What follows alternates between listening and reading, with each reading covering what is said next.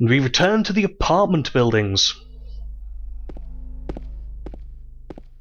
Speaking about the last episode, loved all of that stuff with the room, just the design of it, the giant mirror, floor-to-ceiling mirror.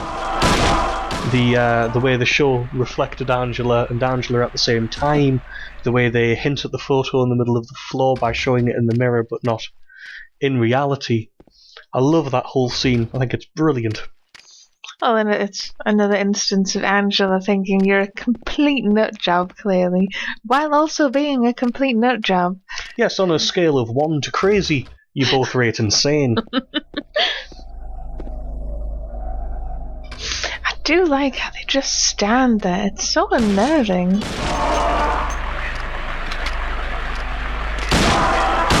I think that's also what makes them really interesting, alongside them being made of legs and shiny.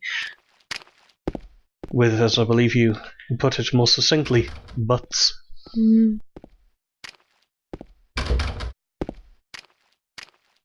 So we learn a little bit more about the characters, obviously, as well. We learn a little bit more about James and his background, and it sort of reinforces that he knows he's coming across as a bit insane. Yeah, that he's doing something that doesn't really make sense, because he knows his wife's dead. And Angela seems to be broken, I suppose. Yeah.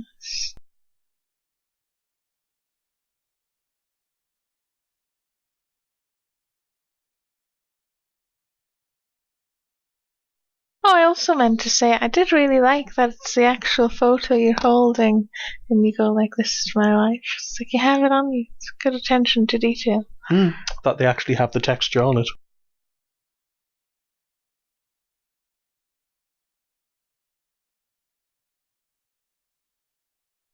I don't believe we have all the coins yet, do we? We do. We do? The lady one was in the room with Angela. I don't know whether that was she's a woman, Angela's a woman. Quite possibly. Or I suppose could be more of a, you can't get any further until you've had that encounter. Because the encounters you have with all the characters, particularly Eddie and Angela, are quite important.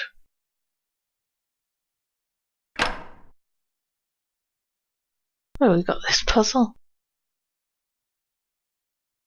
Got a snake.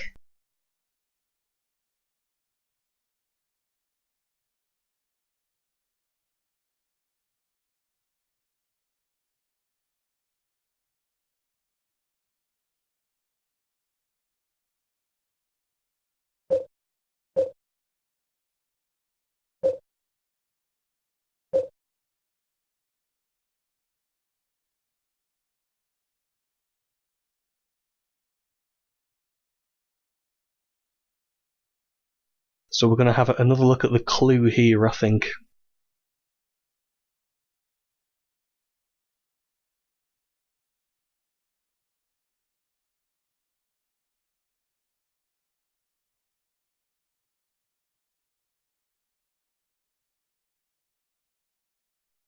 And part of the puzzle is working out who's null, which is obviously an empty one, but who's the prisoner, because it's not obvious who the prisoner is until you examine the coins.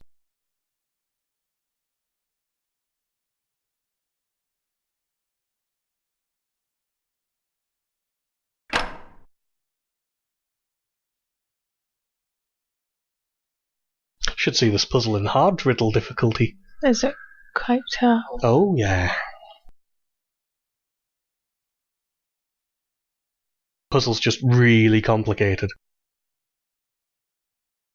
More tricksy words, please.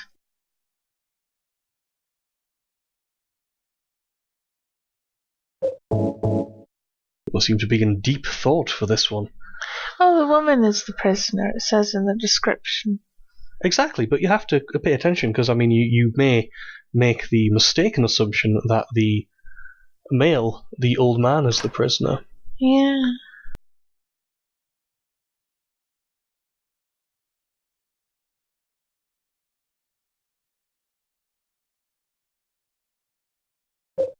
Well, as they say, it's good, but it's not quite right. There's a little time lapse here because we got a bit stuck.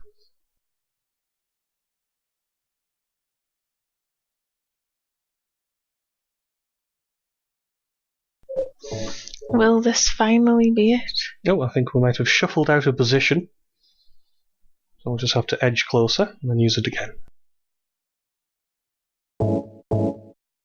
Always, I think, a problem with these sorts of games. That you have to be in the right position sometimes, and I've missed puzzles because I've tried clicking on something and then not being able to.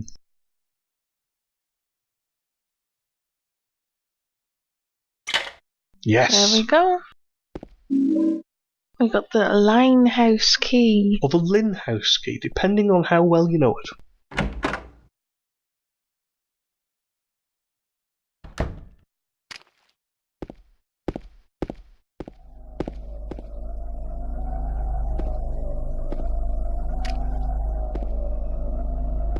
Oh, we've got some weird music kicking in. Lovely extra detail of it walking into the water and splishing a bit. Do you have footprints from the water? I don't think you do, actually. They're just from the blood. Obviously, it's very hard to tell with the lighting because it ends sort of just at your feet. It does not ruin my appreciation of the game at all. No, it's not really important. I was just curious. Oh, are we going to pick up the map this time? I quite like the way the map works, actually. That you make the clever decision to, when you look at your map with the triangle button, hold the relevant parts of the Blue Creek apartments and the Woodside apartments side by side, so you can actually see each floor of both buildings as you go. You'll see next time he looks at the map. Yeah, because it's sort of the same apartment. Oh, in fact, here we go. It's just the other apartment building. Yeah, so we can see them side by side. We can see there's a room 201 there, which I'm assuming it's blocked, actually. Yeah. It just hasn't marked it on the map. I'm guessing. There's a room 209 we need to get into. I think is that the Linhouse key? It might be those two doors that were locked, because there's also the stairwell. Because there's a note on that door, but he tried clicking on the door and it didn't give him the note, it just said the door was locked. So we didn't get to see what it said, which is oddly enough a clue that points us to the room we've just been in with the coins. All it says is that, I'm out, such and such has the key, I think. Yes, here's how to find it, and then you go down and get it. But here, we don't get the message at all, simply because of that. Like I say, sometimes you'll try and click on something and it won't give you the right thing. It's always been a problem with this style of game, I think.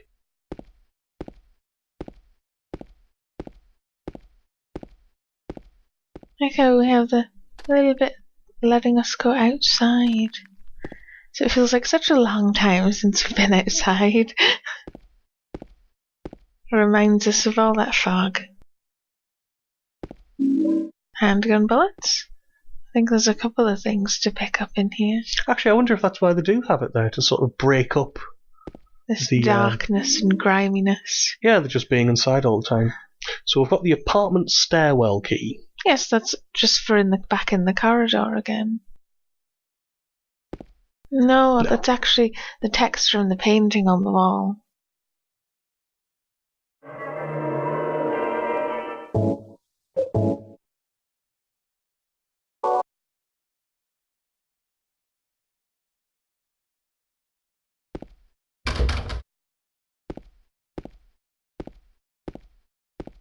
Just checking the doors to be thorough.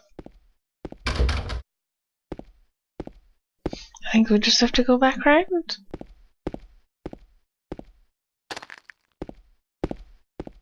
So we now have a key that's going to let us access the stairwell, presumably to get to all the other floors of the apartment building. I notice that now the atmosphere has changed, which might be a warning. Oh yes, because this is the door that rattled.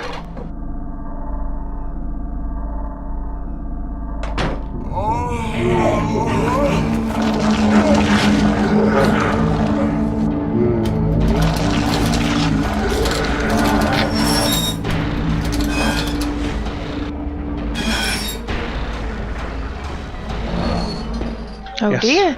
The game has given us fair warning, and now it's shunted a pyramid head onto us.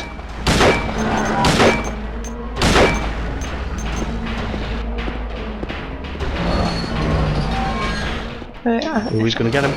I remember rightly, this is mostly a game of avoiding being hit. Yes, you can essentially back into the corners of the room, shoot, shoot, shoot, and then do the same, keeping them in the centre all the time because Pyramid Health, well, whilst big and strong, is very slow moving. Because you do not want to get hit by him. Especially not with that attack, which can possibly even kill you with one hit.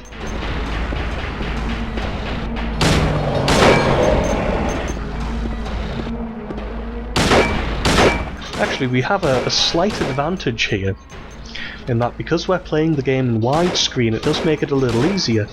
In 4x3, you'll often lose him by the sides of the screen and you won't be able to see what he's up to. Which, as I'm sure you can imagine, can be quite worrying.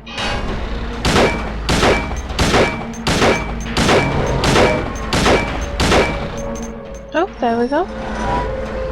I hear that telltale sound of that siren. No. Scott here is doing well to stay back, because if you approach, I thought he was going to do it there, if you approach too closely, Pyramid Head will stop and attack you until you move out the way again. You can't actually get a good look at him. I think you can go now and look at him. Yes, I don't know whether he was going to risk it or not. Yes, as you can actually see him go all the way down. Because then what he does is he opens the door, and all the water drains away. And we can now access that part of the game. Well, why you'd want to follow him, I don't know. Yeah, I don't know either. But follow him we shall next time.